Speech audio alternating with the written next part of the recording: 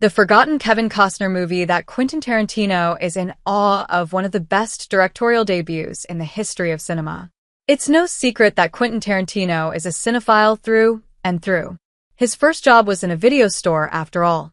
Over the years, in the long interims between his films, he has spoken at length about the movies he adores, abhors, and emulates, running the gamut from the highest of highbrow options like 2001, A Space Odyssey, to the lowest of lowbrow options like Showgirls.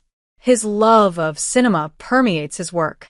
Most of his films are creative pastiches of established genres, be it spaghetti westerns, martial arts movies, or grindhouse movies.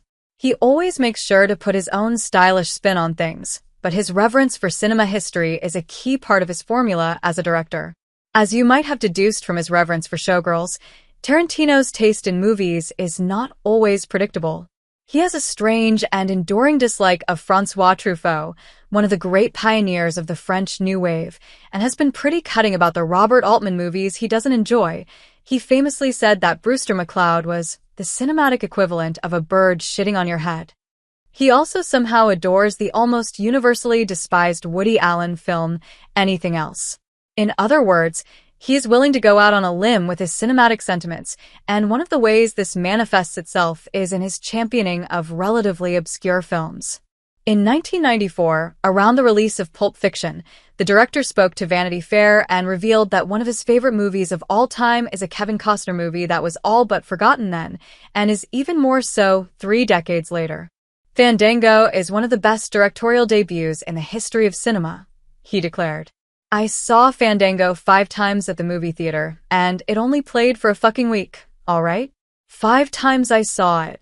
Directed by Kevin Reynolds, the film is a comedy drama about a group of college friends in 1971 who go on a final road trip together before the looming threats of adulthood, including the draft for the Vietnam War, engulf them. It stars Costner in his first lead role alongside Sam Robards and Judd Nelson. Steven Spielberg produced the movie, having been impressed by Reynolds' student film that featured the same story.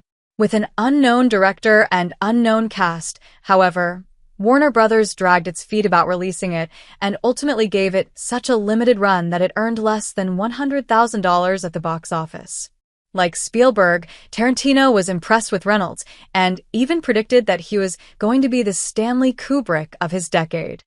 Although the director certainly has not reached the heights of the 2001 A Space Odyssey auteur in terms of critical acclaim or name recognition, he has had a successful career thanks in large part to his lengthy working relationship with Costner. He directed Robin Hood, Prince of Thieves, and Waterworld in the 1990s, and went on to helm the Emmy-winning limited series Hatfields and McCoys in 2012. Ironically, this latter collaboration was the reason that Costner dropped out of Tarantino's Django Unchained. Hopefully, the director was honored rather than offended to have his former hero steal his star out from under his nose at the 11th hour.